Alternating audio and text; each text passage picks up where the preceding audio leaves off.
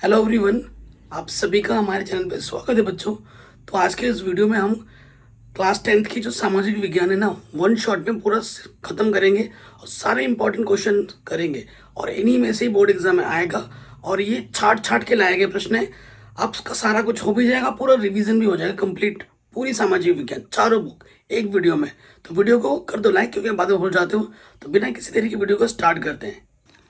अगला प्रश्न है, असहयोग आंदोलन के प्रमुख कारण क्या थे? तो पहला कारण था प्रथम विश्व युद्ध का परिणाम। प्रथम विश्व युद्ध के काल में मित्र राष्ट्रों ने घोषणा की कि वे लोकतंत्र की रक्षा के लिए एक युद्ध लड़ रहे हैं एवं आत्मनिर्माण के सिद्धांत को स्वीकार करते हैं। युद्धोपरांत कई पराधीन राष्ट्रों में आत्मनिर्माण के आधार पर लोकतांत्रिक सरकारों का गठन किया गया। परिणाम स्वरूप भारतीय जनता भी स्वाधीनता के स्वप्न देखने लगी एवं निराशा हाथ लगी। परंतु इन घटनाओं ने राष्ट्रीय आंदोलन को एक नवीन दिशा दी। ठीक है, ये इसका बड़ा फायदा हुआ कि लोगों की आंखें खुल गई। रूलेट एक्ट 18 मार्च 1919 को एक अधिनियम पारित किया गया, जिसके अनुसार किसी भी व्यक्ति को गिरफ्तार कर मनमाने समय तक नजरबंद रखा जा सकता था। भारत में सभी वर्गों एवं समुदायों द्वारा इसका विरोध किया गया। मोतीलाल नेहरू के शब्दों में, रूलेट एक्ट ने अपील, वकील और दलील की व्यवस्था का अंत कर दिया था। ठीक है, उसके बाद जलियांवाला बाग हत्याकांड। रूलेट एक्ट तथा सरकार के सत्याग्रहियों के विरुद्ध चलाए जा रहे दमन चक्र के विरोध हेतु 13 अप्रैल 1919 को अमृतसर के जलियांवाला बाग में एक सार्वजनिक सभा हुई। इस सभा में सैनिक शासन के प्रमुख जनरल डायर के द्वारा अंधाधुंध गोली चलाई गई, जिससे न्यूनतम कम से कम 800 व्यक्ति मारे गए और 2000 से ज़्यादा घायल हो गए। इस कांड ने ऐसे असंतोष को जन्म दिया जो असहयोग आंदोलन के रूप में प्रकट हुआ। ठीक है, ये सारे मोस्ट इंपॉर्टेंट क्वेश्चन है बोर्ड एग्जाम में, इन्हीं में से ही आएंगे। रेशम मार्ग से आप क्या समझते हैं? चीन और पश्चिमी एशिया के बीच का जो सड़क मार्ग मध्यम एशिया से होकर जाता था, इस रास्ते से भारत के व्यापारी अरब, ईरान देशों से रेशम आदि का व्यापार करते थे। चीन को रेशम उत्पादन की भूमि कहा गया है। यहाँ के रेशमी वस्त्रों को चीन शुक कहा जाता था। चीन से रोम को रेशम का निर्यात किया जाता था। इस उत्पादन से चीन के कांवर जिस मार्ग से गुजरते थे उसे सिल्क रोड कहा जाता था। भारतीय व्यापारी इसी मार्ग से व्यापार करते थे। रेशम उत्पादन में चीन के बाद भारत का महत्वपूर्ण स्थान था। ठीक है, तो रेशम के उत्पादन में चीन नंबर 1 था। नेक्स्ट, 1929 की महामंदी से क्या अभिप्राय है? इस महामंदी के क्या कारण थे? तो महामंदी एक गंभीर वैश्विक आर्थिक मंदी थी जो 1929 में शुरू हुई और 1939 के आसपास तक चली। यह अमेरिकी स्टॉक की कीमतों में तेज गिरावट के परिणाम स्वरूप शुरू हुई। 29 अक्टूबर 1929 को अमेरिकी स्टॉक मार्केट क्रैश, जिसे ब्लैक मंगलवार के नाम से जाना जाता है, पूरी दुनिया में आर्थिक महामंदी की शुरुआत की। औद्योगिक दुनिया ने पहले कभी इतनी लंबाई और गंभीरता के आर्थिक अवसाद का अनुभव नहीं किया था और इसके परिणाम स्वरूप आर्थिक संस्थान, व्यापक आर्थिक नीति और आर्थिक सिद्धांत सभी में महत्वपूर्ण परिवर्तन हुए। लगभग हर देश में इसके प्रभावों में उत्पादन में गिरावट, गंभीर बेरोजगारी और अपस्फीति शामिल है। इसके कारण अंतर्राष्ट्रीय व्यापार में 50% से अधिक की कमी आई और कुछ देशों में बेरोजगारी 33% तक बढ़ गई। संयुक्त राज्य अमेरिका में 23% तक पहुंच गई ये आंकड़ा। इस महामंदी का जो महत्वपूर्ण कारण माना गया, जिसमें से कुछ कारण निम्नलिखित हैं। 1929 के दौरान अचानक से बैंक विफल होने लगे थे। लोगों का बैंकों से विश्वास उठ गया था, जिसके चलते वे अपना बैंकों में जमा पैसा अचानक से निकालने लगे। अचानक बाजार में गिरावट के चलते लोगों के पास पैसों की कमी हो गई, जिसकी वजह से उन्होंने अपने खर्चों में 10% तक गिरावट कर दी और सिर्फ ज़रूरत के हिसाब से सामान खरीदना ही जारी रखा। तो इसके चलते क्या आ गई थी? महामंदी आ गई थी। अगला प्रश्न है, G77 के गठन का उद्देश्य समझाइए। तो विश्व के वे विकासशील देशों का एक समूह है। यह संगठन हालांकि संयुक्त राष्ट्र के शेष समूह की अपेक्षा कम मजबूत है, किंतु विकासशील देशों के हितों के आगे रखने वाला संयुक्त राष्ट्र में यह सबसे बड़ा समूह है।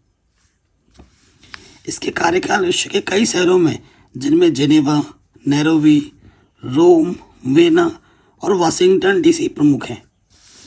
G77 समूह की मूल स्थापना 77 देशों ने मिलकर की थी। बाद में बहुत से अन्य देश भी इसके सदस्य बनते गए और वर्तमान में इसकी कुल संख्या 130 हो गई है। लेकिन ऐतिहासिक प्रासंगिकता को देखते हुए इसका मूल नाम अभी तक वही पुराना ही है, G77। ठीक है, अभी सूडान इस संगठन का नेतृत्व कर रहा है, भारत भी इसका सदस्य है। आगे बढ़ते, कह रहे हैं मृदा अपरदन से अब क्या अभिप्राय है। मृदा अपरदन के लिए उत्तरदायी कारण का वर्णन कीजिए। तो मृदा अपरदन प्राकृतिक रूप से घटित होने वाली एक भौतिक प्रक्रिया है, जिसमें मुख्यतः जल, वायु, प्राकृतिक भौतिक बलों द्वारा भूमि की ऊपरी मृदा के कणों को अलग कर बाहर ले जाना सम्मिलित है। यह सभी प्रकार की भू आकृतियों को प्रभावित करता है। क्या कारण है? पहला तो है जलवायु, वर्षा जल की मात्रा, उसकी तीव्रता, तापमान, पवनें मृदा अपरदन के स्वरूप एवं दर को प्रभावित करती हैं। भूस्थलिक कारक इसके अंतर्गत सापेक्षिक, उच्चावाच, प्रवणता, ढाल इत्यादि आते हैं, जो भौमिकीय अपरदन को अधिक प्रभावित करते हैं। मानवीय कारक वर्तमान में मानव मृदा अपरदन दर में बढ़ोतरी का सबसे महत्वपूर्ण कारक हो गया है। भूमि उपयोग में परिवर्तन, निर्माण कार्य, त्रुटिपूर्ण कृषि पद्धतियाँ, अत्यधिक चराई, इनके कारण क्या हो रहा है? भूमि में मृदा अपरदन हो रहा है। अगले प्रश्न में आ जाते हैं, जैव विविधता का अर्थ व मानव जीवन के लिए इसका अर्थ बताना है। देखो, जैव विविधता जीवन और विविधता के संयोग से निर्मित शब्द है, जो आमतौर पर पृथ्वी पर मौजूद जीवन की विविधता और उसकी परिवर्तनशीलता को दर्शाती है। ठीक है, संयुक्त राष्ट्र पर्यावरण कार्यक्रम UNEP के अनुसार जैव विविधता, बायोडाइवर्सिटी जिसे अंग्रेजी में कहते हैं, विशिष्टता आनुवांशिक प्रजाति और पारिस्थितिक तंत्र की विविधता पर स्तर मापता है। वनस्पति जाति ऊर्जा को बनाती और संग्रह करती है, अन्य प्राणी जात ऊर्जा संग्रहित करती है और इस ऊर्जा को अन्य जानवरों और मनुष्यों तक स्थानांतरित करती है। जैव विविधता संसाधनों का भंडार है, जो मानव आवश्यकताओं को पूरा करता है और यह हमें भोजन, दवा, कॉस्मेटिक उत्पाद प्रदान करती है। अगला प्रश्न, चिपको आंदोलन क्या है? तो चिपको आंदोलन एक पर्यावरण रक्षा का आंदोलन था। यह भारत के उत्तराखंड राज्य, तब उत्तर प्रदेश का भाग था, किसानों ने वृक्षों की कटाई का विरोध करने के लिए किया था।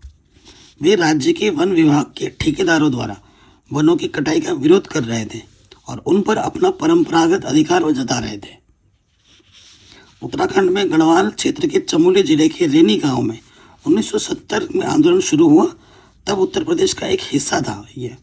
चिपको आंदोलन को उत्तराखंड की पहाड़ियों में लकड़ी के ठेकेदारों द्वारा बड़े पैमाने पर पेड़ों को काटने के खिलाफ चंडी प्रसाद भट्ट और सुंदरलाल बहुगुणा द्वारा शुरू किया गया था।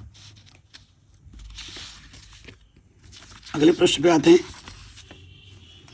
कह रहे भारत में घटते जल स्तर के मुख्य कारण बताइए। तो क्या है? भारत में जल का अधिकांश भाग विशेष रूप से नदियों प्रदूषित हो चुका है। स्पष्ट है कि बढ़ती जनसंख्या के कारण जल की उपलब्धता कम हो जाने के चलते भूमिगत जल पर भी दबाव बढ़ा है, जिसका परिणाम इसके गिरते स्तर के रूप में सामने आया है। बढ़ते औद्योगिकरण तथा गांवों से शहरों की ओर तेजी से पलायन, फैलते शहरीकरण ने अन्य जल स्रोतों के साथ भूमिगत जल स्रोत पर भी दबाव उत्पन्न किया है। आगे बढ़ते हैं, भारतीय कृषि की मुख्य समस्याएं विस्तार में लिखी हैं। तो भारत में कृषि की उपयोगिता व्यापक, सभी जानते हैं। भारत की संस्कृति और अर्थव्यवस्था पर इसका क्या प्रभाव है वो भी सभी जानते हैं। सभी लोग कृषि क्षेत्र में तरक्की और किसानों की खुशहाली की बात करते हैं। हालांकि आज कृषि के हालात किस तरह के हैं यह भी स्पष्ट है। अब सवाल यह है कि कृषि के विकास को लेकर जब एक सभी वांछित हैं तो हालात इतने खराब क्यों हैं? इसलिए आज हम 5 ऐसी समस्याओं के बारे में बात कर रहे हैं जो कृषि के व्यवसाय में अवरोध बनती है। सबसे पहला है सिंचाई। सिंचाई के लिए पानी की कमी सबसे पहला कारण है। भारत में जिस तरह की फसलें बोई जाती हैं उनके लिए पानी बहुत महत्वपूर्ण है, लेकिन खरीफ में अनियमित बारिश की समस्या हो या रबी फसलों के लिए पानी की कमी की समस्या किसानों को हर वक्त पानी की परेशान करता है ना। मृदा अपरदन, उपजाऊ भूमि के बड़े भाग हवा पानी द्वारा मिट्टी के क्षरण से पीड़ित हैं।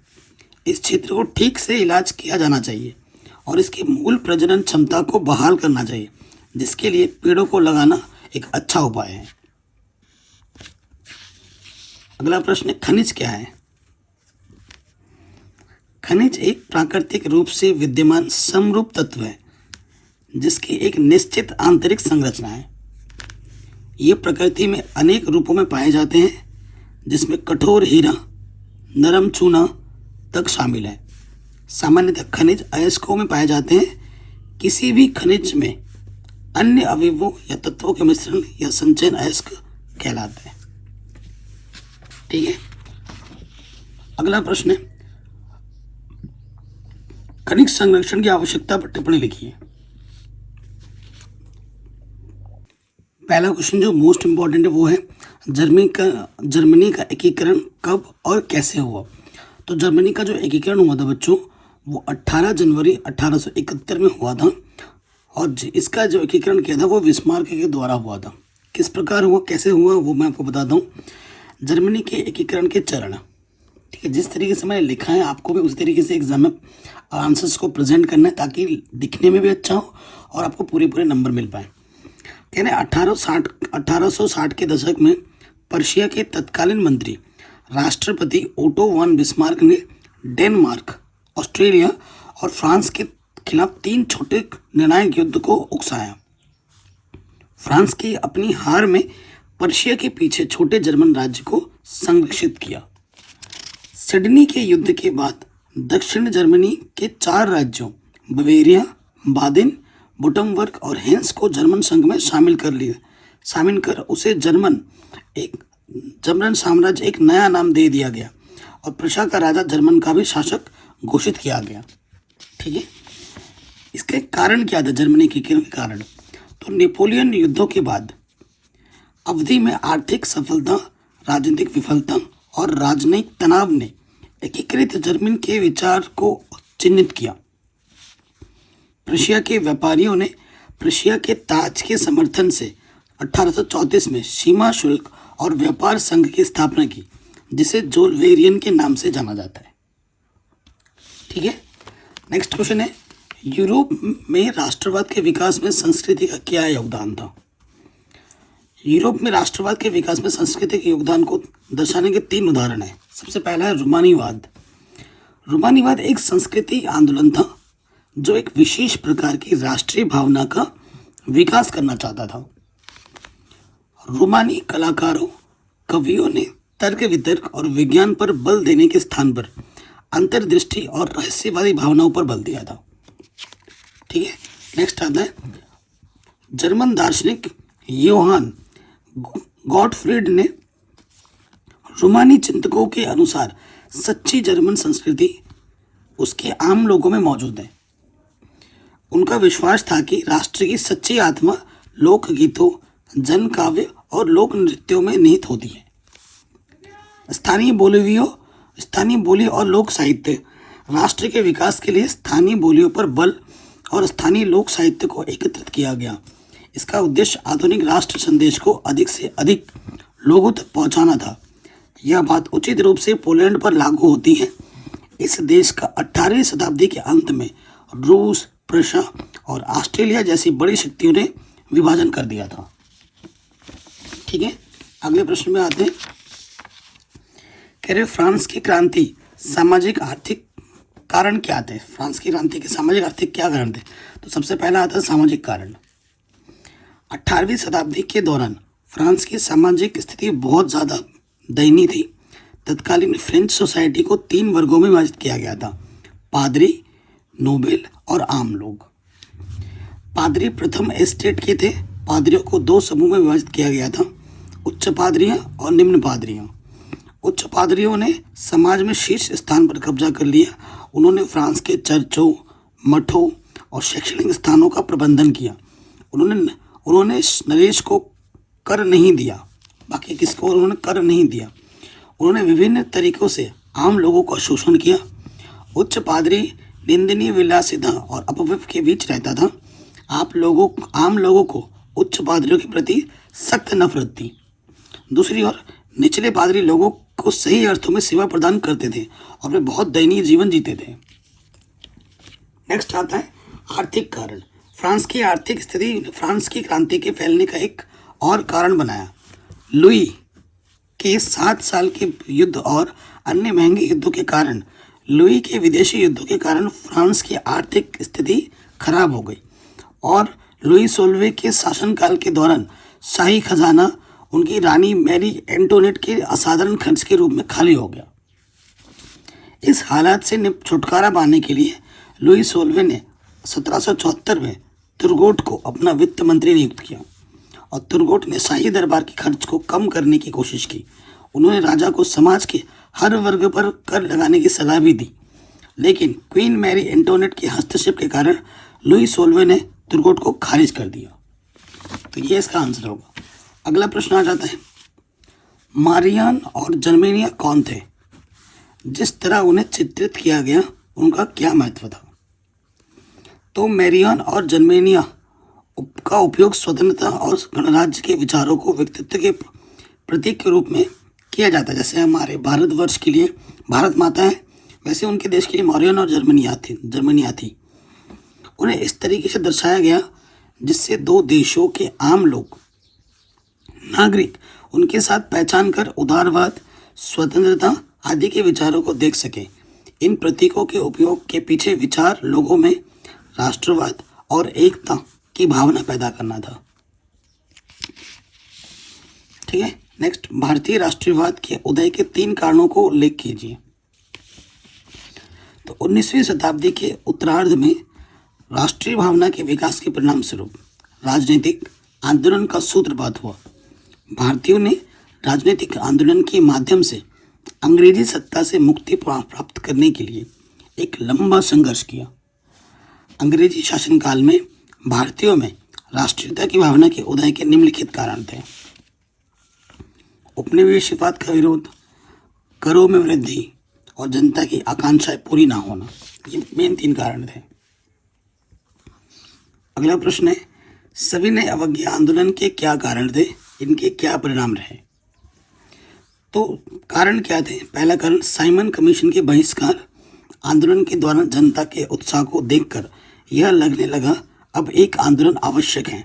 सरकार ने मोतीलाल नेहरू द्वारा प्रस्तुत रिपोर्ट को अस्वीकार कर दी थी, इससे असंतोष व्याप्त हुआ था। चोरी चोरा कांड 1922 को एकाएक रोकने से निराशा फैली थी। उस निराशा को दूर करने में यह आंदोलन आवश्यक प्रतीत हो रहा था। 1929 की आर्थिक मंदी भी इसका कारण थी। क्रांतिकारी आंदोलन को देखते हुए गांधी जी को डर था कहीं समस्त देश हिंसक आंदोलन की ओर न बढ़ जाए, अतः उन्होंने नागरिक अवज्ञा आंदोलन चलाना आवश्यक समझा। देश में सांप्रदायिकता की आग भी फैल रही थी, इसे रोकने के लिए भी आंदोलन आवश्यक था। सविनय अवज्ञा आंदोलन का प्रभाव, तीव्र एवं देशव्यापी आंदोलन ने एक और समस्त भारत में राष्ट्रीय चेतना एवं उत्साह का संचार किया, तो दूसरी ओर ब्रिटिश सरकार चिंतातुर हुई। ठीक है, वायसराय लॉर्ड इरविन और ब्रिटिश सरकार ने समस्या के समाधान हेतु विभिन्न राजनीतिक दलों से वार्ता हेतु गोलमेज सम्मेलन बुलाने का फैसला किया। ठीक है, तो ये परिणाम रहे थे। अगला प्रश्न है, रोलेट एक्ट क्या था, उसका विरोध कैसे किया गया और उसका क्या परिणाम हुआ? तो रोलेट एक्ट को काला कानून भी कहा जाता है। यह कानून तत्कालीन ब्रिटिश सरकार द्वारा भारत में उभर रहे राष्ट्रीय आंदोलन को कुचलने के लिए बनाया गया था। इस कानून के तहत ब्रिटिश सरकार को यह अधिकार प्राप्त हो गया कि वह किसी भी भारतीय पर अदालत में बिना मुकदमा चलाए उसे जेल में बंद कर सकती थी। इस आंदोलन ने अहिंसा के रूप में शुरुआत की थी, किंतु इसके बाद में इसने हिंसा एवं दंगे का रूप ले लिया, जिसके कारण गांधी जी ने इसे खत्म करने का फैसला किया। दरअसल एक तरफ लोग दिल्ली में हड़ताल को सफल बनाने में लगे हुए थे, तो दूसरी तरफ पंजाब एवं अन्य राज्यों में तनाव का स्तर बढ़ने के कारण दंगे भड़क उठे और भी उस समय अहिंसा का मार्ग अपनाना रहा था, जिसके चलते गांधी जी और कांग्रेस पार्टी के अन्य सदस्य द्वारा इसे बंद करना पड़ा। हमें खनिजों के संरक्षण की आवश्यकता इसलिए होती है क्योंकि उद्योग और कृषि दोनों ही खनिजों पर निर्भर करते हैं। खनिजों का प्रयोग लाखों वर्षों से होता आ रहा है। खनिज संसाधन सीमित और अनवीकरणीय योग्य हैं। अयस्क के निरंतर खनन से लागत बढ़ती है और उत्खनन की गहराई बढ़ने के साथ साथ उसकी गुणवत्ता घटती जाती है। तो ये चीज़ बहुत इंपॉर्टेंट है। आगे बढ़ते हैं। ऊर्जा के परंपरागत और गैर परंपरागत साधनों में अंतर बताइए। देखिए बच्चों, जो भी क्वेश्चन बता रहा हूँ ये मेरी गारंटी है, बोर्ड एग्जाम में यहाँ से क्वेश्चन जरूर आएंगे। फिर देखना आप।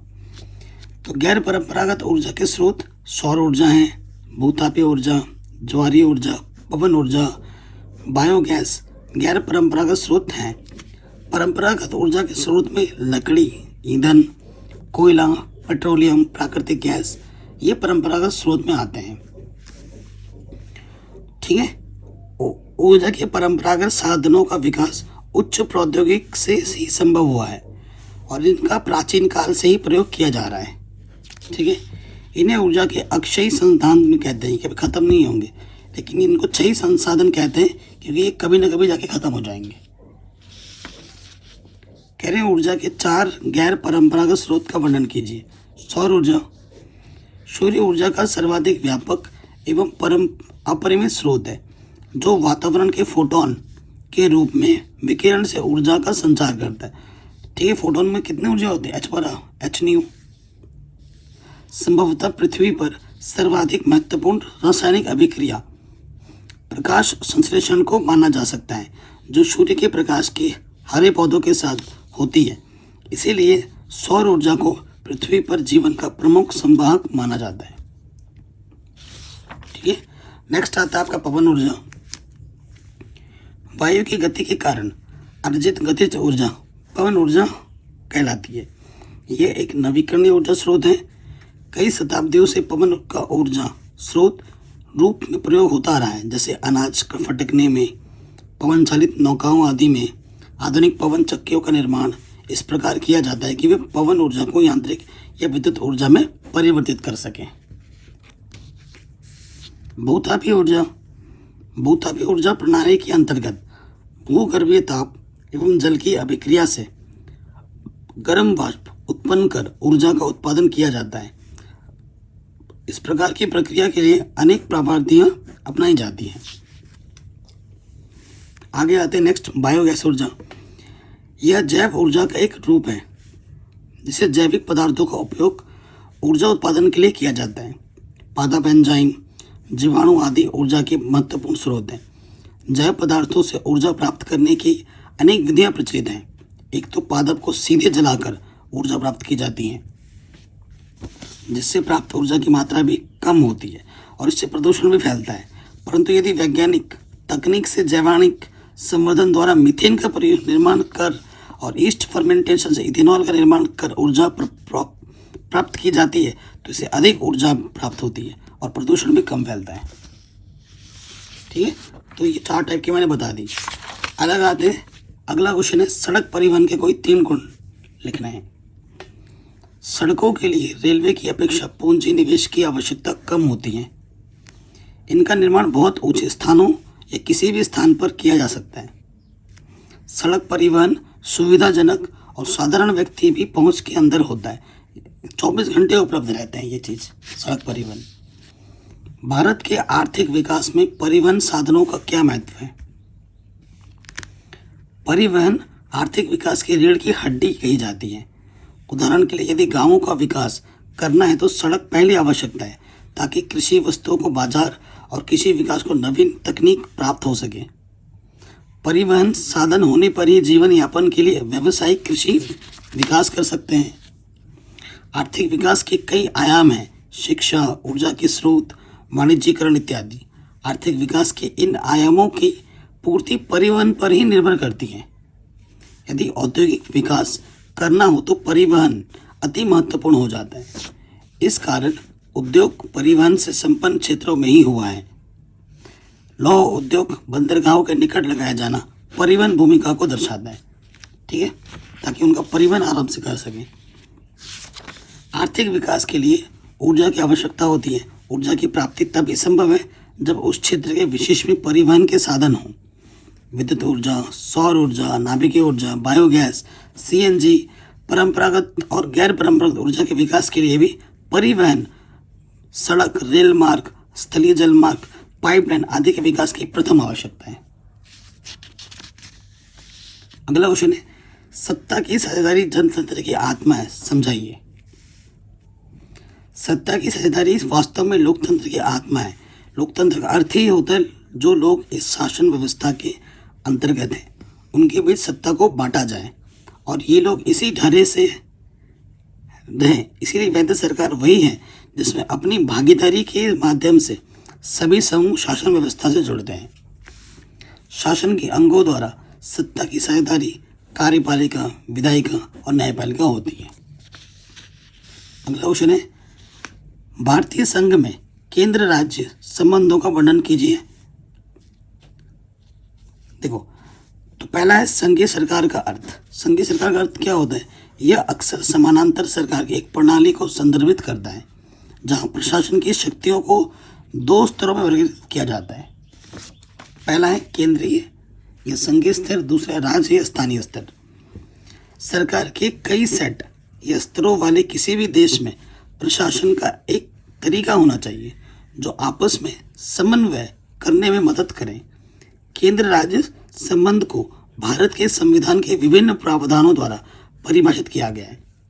मूल रूप से इन्हें 3 शीर्षकों में विभक्त किया जाता है: विधायी संबंध, प्रशासनिक संबंध और वित्तीय संबंध।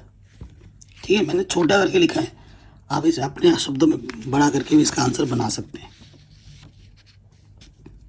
अगला प्रश्न है, संघवाद क्या है?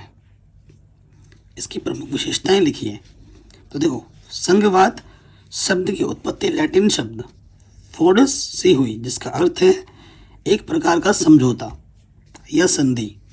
संघवाद एक राजनीतिक प्रणाली है जिसमें केंद्र, राज्य, प्रांत या राज्यों की स्वायत्तता को बढ़ावा मिलता है, जो मिलकर एक आदर्श राष्ट्र का निर्माण करते हैं। संघीय शासन व्यवस्था में सर्वोच्च संस्था केंद्रीय प्राधिकार और उसकी विभिन्न अनुषंगिक इकाइयों के बीच बटी हुई होती है। तो ये चीज होती है संघवाद। आमतौर पर संघीय शासन व्यवस्था में 2 स्तर पर सरकारें होती हैं। इसमें एक केंद्रीय सरकार होती है जो पूरे देश के लिए होती है, जिसमें राष्ट्रीय महत्व के विषय होते हैं। फिर राज्य या प्रांतों के स्तर की सरकारें होती हैं जो शासन के दैनिक कामकाज को देखती हैं। विशेषता क्या है? पहला है लिखित संविधान। किसी भी संघ का सबसे प्रमुख लक्षण होता है कि उसके पास एक लिखित संविधान हो जिसमें जरूरत पड़ने पर केंद्र तथा राज्य सरकार मार्गदर्शन प्राप्त कर सके। भारतीय संविधान एक लिखित संविधान है और दुनिया का सबसे विस्तृत संविधान है। कठोर संविधान। संघीय संविधान केवल लिखित ही नहीं बल्कि कठोर भी होता है। संविधान में महत्वपूर्ण संशोधनों के लिए संसद की स्वीकृति के साथ साथ कम से कम आधे राज्यों के विधानमंडलों की अनुमति भी आवश्यक है। शक्तियों का विभाजन। हमारे संविधान में शक्तियों का स्पष्ट विभाजन है। विधायी शक्तियों को 3 सूचियों में बांटा गया है: संघ सूची, राज्य सूची और समवर्ती सूची।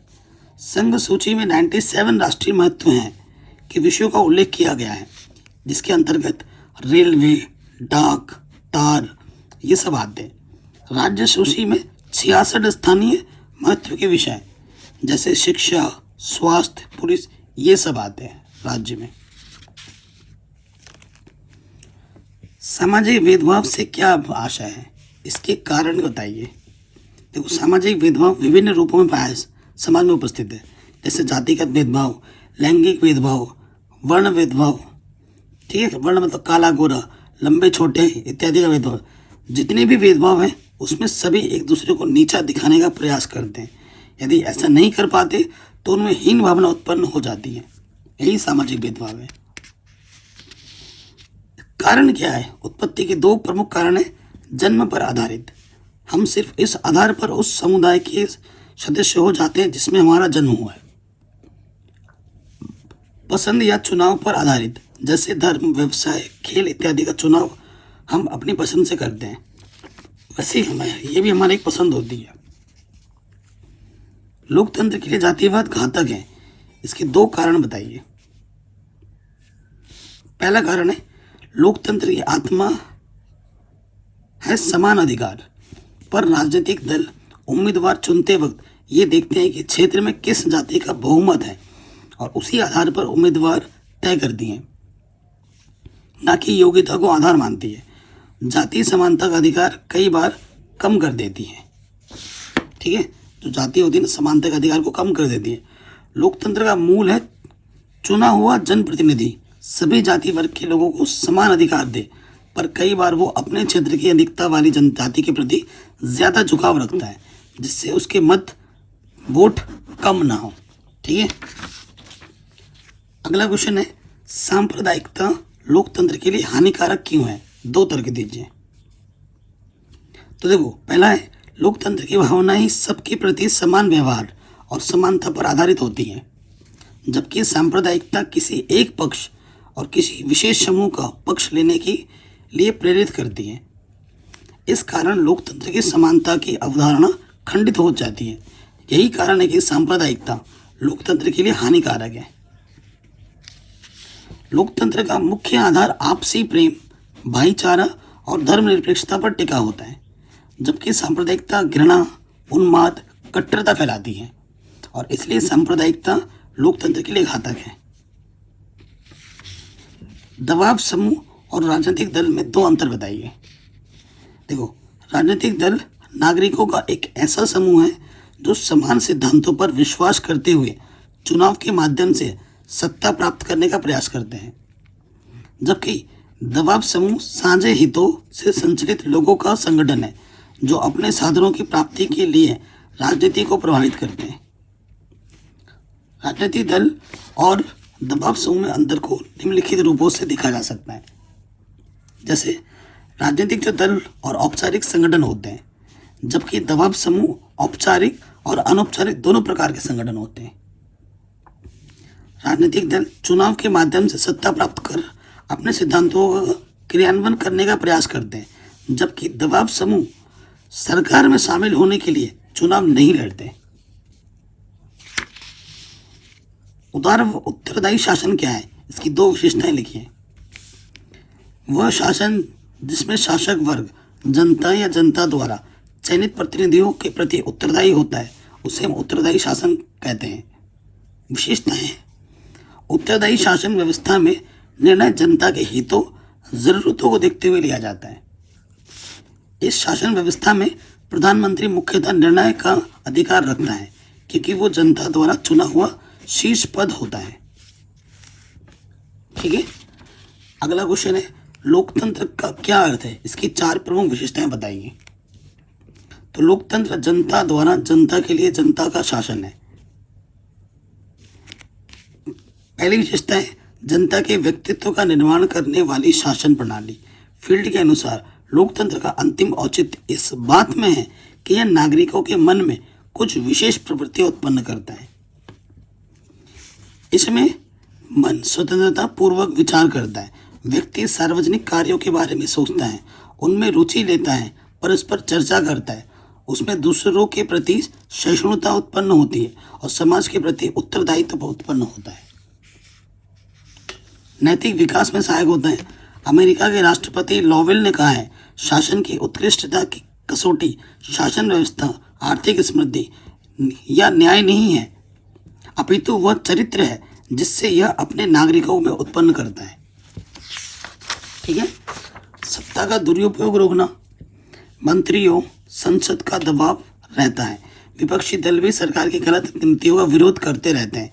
मंत्रियों और जनप्रतिनिधियों को चुनाव के समय पुनः जनता से वोट मांगने जाना होता है। इससे सरकार के कार्यों पर अंकुश रहता है। जो मंत्री मनमानी करते हैं, जनता उन्हें अगले चुनाव में हरा देती है। लोक हित का शासन, इसमें लोगों की इच्छाओं को ध्यान में रखकर योजनाएं बनाई जाती हैं। इससे लोगों का हित स्वाभाविक रूप से होता रहता है।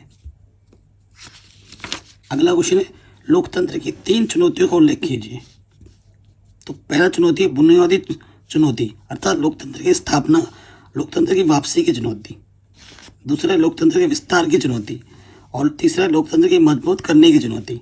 इन चुनौतियों का सामना करके ही लोकतंत्र को सफल बनाया जा सकता है, और इसको आप अपने शब्दों में बढ़ा चढ़ा कर लिख सकते हैं टॉपिक बनाकर, है ना।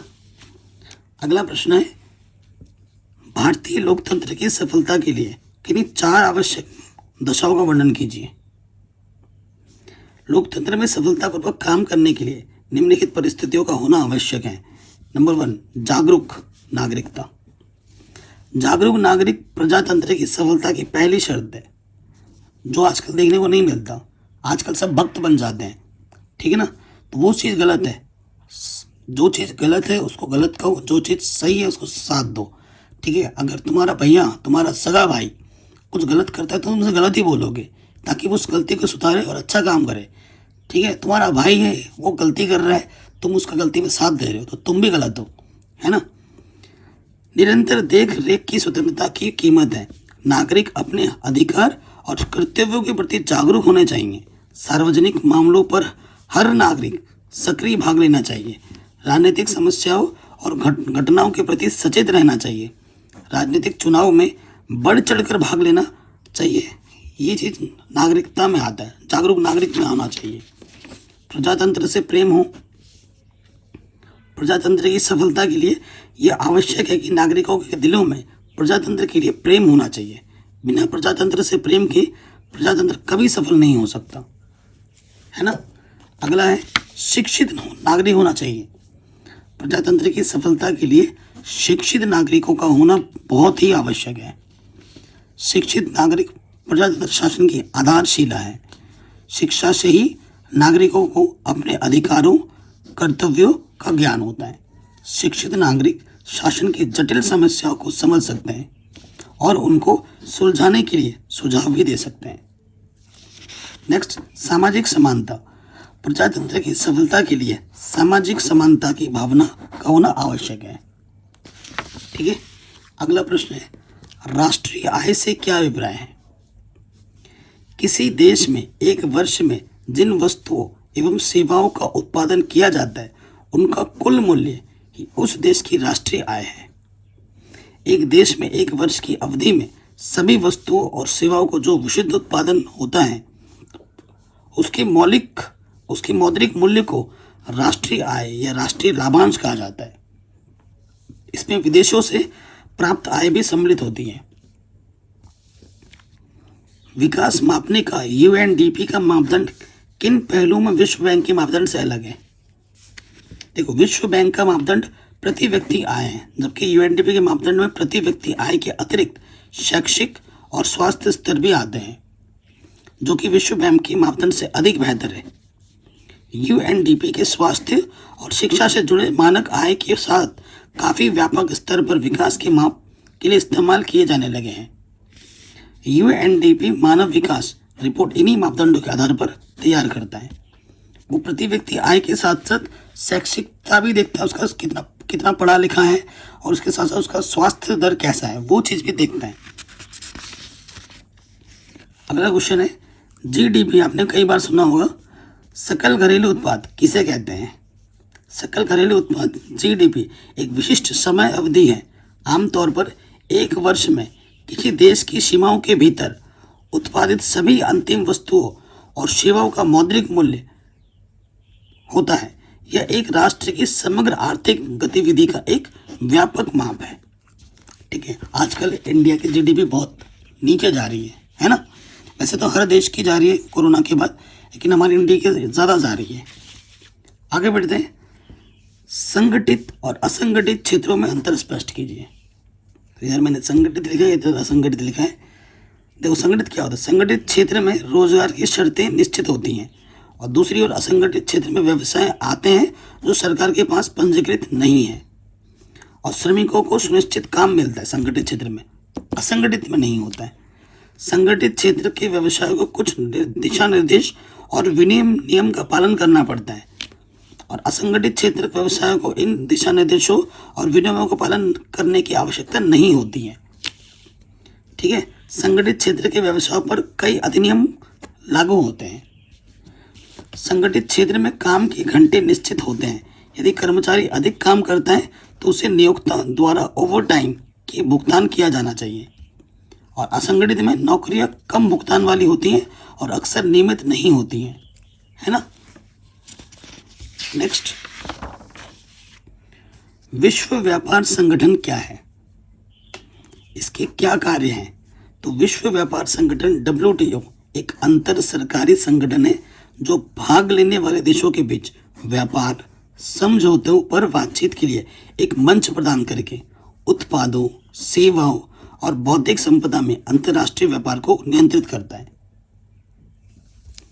यह देशों के विवाद व्यापार संगठन के लिए भी कार्य करता है, अंतर्राष्ट्रीय व्यापार को बढ़ावा देता है, अंतर्राष्ट्रीय व्यापार हेतु नियमों को निर्धारित करता है और उसे लागू करता है, अंतर्राष्ट्रीय व्यापार के विस्तार हेतु सदस्य देशों को एक मंच भी प्रदान करता है। ठीक है, अगला क्वेश्चन है वैश्वीकरण क्या है, इसका कोई एक लाभ लिखिए। तो विभिन्न देशों के बीच परस्पर संबंध और तीव्र एकीकरण की प्रक्रिया को ही वैश्वीकरण के नाम से जाना जाता है। वैश्वीकरण द्वारा विदेशी पूंजी के निवेश में वृद्धि होती है और नवीन तकनीकों का आगमन होता है, जिससे श्रम की उत्पादकता और उत्पाद की किस्म में सुधार होती है। ठीक है, मोस्ट इंपॉर्टेंट क्वेश्चन है। अगला प्रश्न है, संक्षिप्त टिप्पणी लिखनी है कोपरा और ISO। तो कोपरा क्या होता है? कोपरा 1986 में आया था। कोपरा का पूरा जो नाम है कंज्यूमर प्रोटेक्शन एक्ट, ठीक है ना। इस अधिनियम का निर्माण 1986 में हुआ था। 1986 में उपभोक्ता सुरक्षा अधिनियम कोपरा के निर्माण की आवश्यकता इसलिए पड़ी ताकि उपभोक्ताओं की समस्याओं को अधिक सरलता और तेजी से सुलझा जा सके तथा उपभोक्ताओं को संरक्षण और न्याय मिल सके। तो ये टिप्पणी लिखने के लिए आती है ना, तो ये इम्पोर्टेंट है। नेक्स्ट आता, इसकी महत्वपूर्ण बिंदु क्या है? इस अधिनियम के अनुसार उपभोक्ता को कानूनी सलाह के लिए किसी वकील की आवश्यकता नहीं होती है। वह खुद ही एक कागज पर अपनी समस्या लिखकर केस लड़ सकता है। केस के लिए साथ में संबंधित कागजात जैसे रसीद, गारंटी कार्ड इत्यादि संलग्न किए जाते हैं। ठीक है, अगला आता है ISO। इसका अंतर्राष्ट्रीय मानकीकरण संगठन, इंटरनेशनल ऑर्गेनाइजेशन फॉर स्टैंडर्डाइजेशन, अनेक तकनीकी और गैर तकनीकी क्षेत्रों के मानकीकरण से संबंधित है।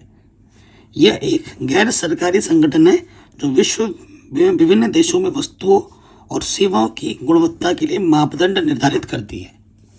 ISO ने लगभग 22,041 अंतर्राष्ट्रीय मानक को प्रकाशित किया है।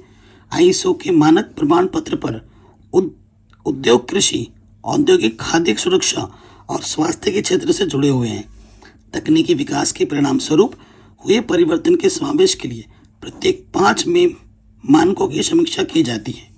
आज ISO उन्नत पदार्थों, जीव विज्ञान, नगरीकरण और सेवा जैसे नए क्षेत्रों के लिए मानकीकरण में भी सक्रिय है। ISO और एगमार्क क्या है? ISO के बारे में अभी मैंने पूरा बता दिया आपको। ठीक है, ISI चिन्ह एक भारतीय, अच्छा ISI है, O नहीं है। ISI एक भारतीय चिन्ह प्रमाणीकरण चिन्ह है। ISI चिन्ह का संक्षिप्त नाम भारतीय मानक संस्थान है। ISI चिन्ह की स्थापना, ये क्या है, यह मैं बता दूंगा कमेंट करके, ठीक है ना, समझ में नहीं आ रहा। यह भारत में सबसे मान्यता प्राप्त प्रमाणीकरण चिन्ह है। इस संस्था का नाम 1987 में बदलकर भारतीय मानक ब्यूरो BIS कर दिया गया था। एगमार्क, देखो एगमार्क एक प्रमाणिक चिन्ह है जो भारत में कृषि, खाद्य उत्पादों, पदार्थों पर लगाया जाता है। जिन उत्पादों पर एगमार्क लगा हो उनके बारे में आशा की जाती है कि वे उत्पाद कुछ निर्धारित मानकों पर खरे उतरे हैं। ये मानक भारत सरकार के विपणन और निरीक्षण निदेशालय द्वारा अनुमोदित होते हैं। ठीक है, तो आज की इस वीडियो में मैंने 40 मोस्ट इम्पॉर्टेंट क्वेश्चन बताए पूरे बुक के, और ये वन शॉट वीडियो था, छोटा सा वीडियो था क्योंकि आपके पास समय बहुत कम है। तो वीडियो को प्लीज़ लाइक कर दें क्योंकि टाइम बहुत लगता है इन चीज़ों को बनाने में, है ना। बाकी डिस्क्रिप्शन एक बार ज़रूर चेक कर लें और वीडियो को हर जगह शेयर करें। जय हिंद, अपना ख्याल रखें। आशा करते हैं ये वीडियो आपको पसंद ज़रूर आई होगी और ये बोर्ड एग्जाम के लिए बहुत ज़्यादा इंपॉर्टेंट है। बाकी मैंने इंपॉर्टेंट मॉडल पेपर्स करा रखे हैं जिसकी लिंक्स मिल जाएगी डिस्क्रिप्शन पे, सब कुछ पढ़ा रखा है, उनको ज़रूर देखना। चलिए वीडियो को शेयर ज़रूर करना है। मिलते हैं आपसे नेक्स्ट वीडियो में। जय हिंद, अपना ख्याल रखें और पढ़ते रहें।